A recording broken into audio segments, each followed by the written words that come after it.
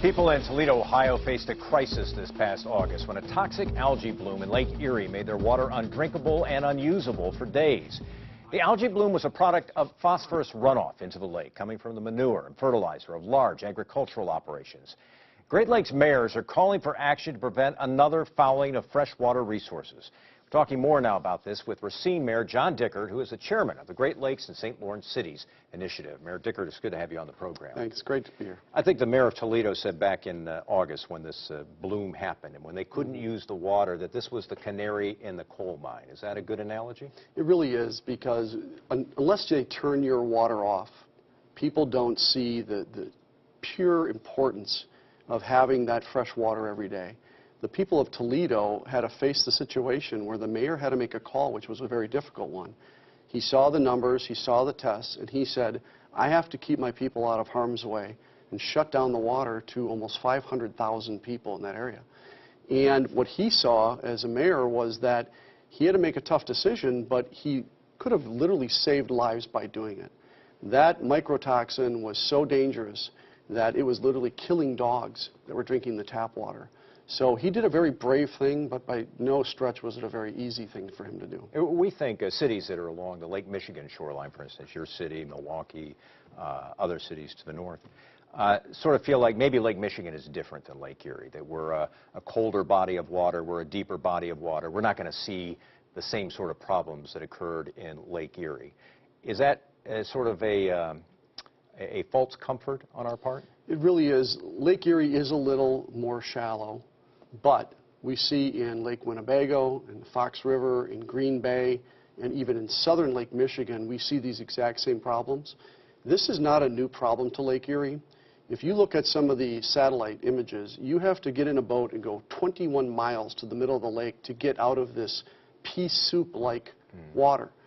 This is just a situation that occurred where the algal bloom got so heavy, it thought it was being attacked to release the mycotoxin to get into the water. This is not something new. This has been happening.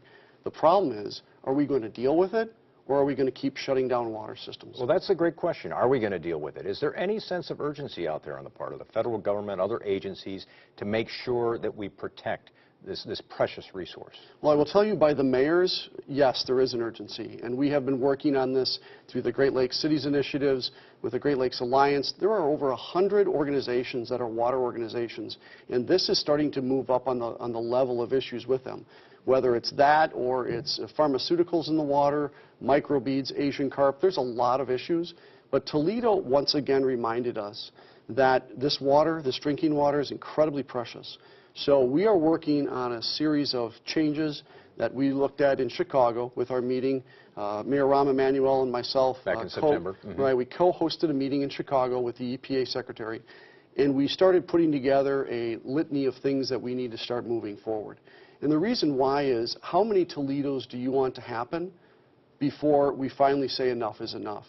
When you think about the fact that the coast of Lake Erie, for the most part, is engulfed in pea soup, who wants to deal with that?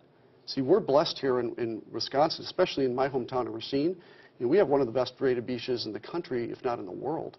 But it's because we commit to it. We have to get the nation to commit to clean drinking water. Give us your sense of the health of Lake Michigan right now. We hear so much talk about pollution, invasive species. Is it a healthy lake? Well, if you look at all the dynamics of the lake, it's okay. When you look at the zebra and quagga mussels that invaded, they are causing irreparable harm to our lake. When you look at all the phosphorus that's going in, the pharmaceuticals, the microbeads, we are actually seeing that male species of fish, through all the pharmaceuticals, are actually starting to change their DNA. We're seeing dramatic impacts on our lake. And while you look out at it, in Lake Michigan for that matter is blue, it's beautiful, people don't see what's actually in the water and what's happening in the water. So what we're trying to do is educate not only the public on what they can do to help prevent the issues, but more importantly, we have to get Congress to start moving on these issues, because you can make small adjustments to what we're doing day to day right now to help prevent this from getting worse and then fixing it. If we don't make those steps, we're going to look back later on in life, and my kids are going to turn to me and other mayors and other representatives and say, why didn't you do this? When you knew the catastrophic changes that you're going to see, why didn't you do this? John Dickert is the mayor of Racine. We appreciate your time today. Thanks very much for being with us. Thank you. Coming up next, the risk in calling voters stupid.